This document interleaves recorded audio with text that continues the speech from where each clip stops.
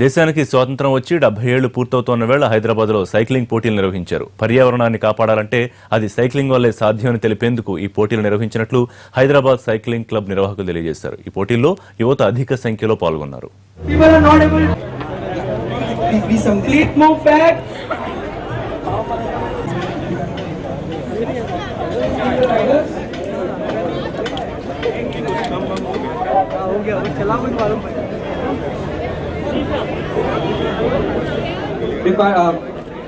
Supply to you. And down. Hello. And down.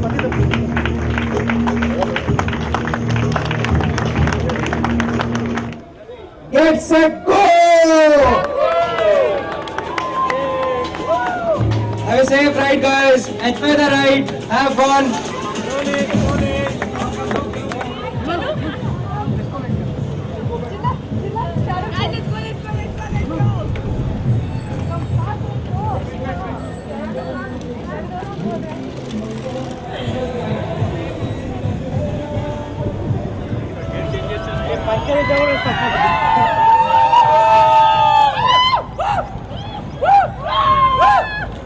ఇది హైదరాబాద్ చరిత్రలో తర్వాత భారతదేశ చరిత్రలో ఒక వినూత్నమైనటువంటి ఘట్టం.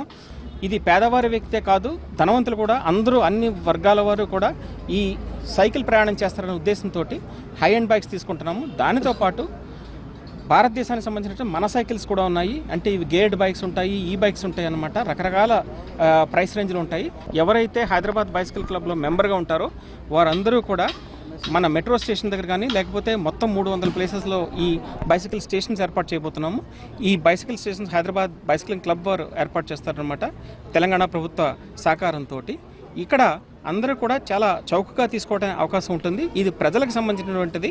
ఇది కేవలం ధనవంతులకో లేకపోతే హై ఎలిట్ సొసైటీకి సంబంధించింది కాదు.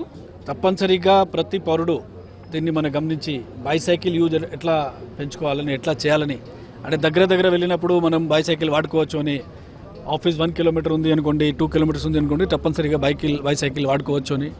Hyderabad metro rail Shri NVS Reddy గారి సపోర్ట్ తోటి UN habitat, united nations habitat వారి సహకారంతో ఈ ప్రాజెక్ట్ని ఇంప్లిమెంట్ చేస్తున్నాం.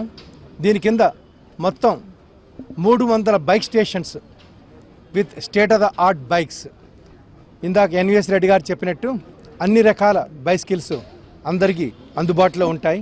Hyderabad has a choice. India has a choice. It could be an unproductive, unsustainable, unlivable city full of car congestion and pollution, or it can be a city with affordable transport choice. Walking, cycling and public transport is India's future. Smart cities need smart citizens, and the citizens of Hyderabad should ride bicycles and encourage their children to be a part of India's future and ride a bicycle today and tomorrow. Thank you.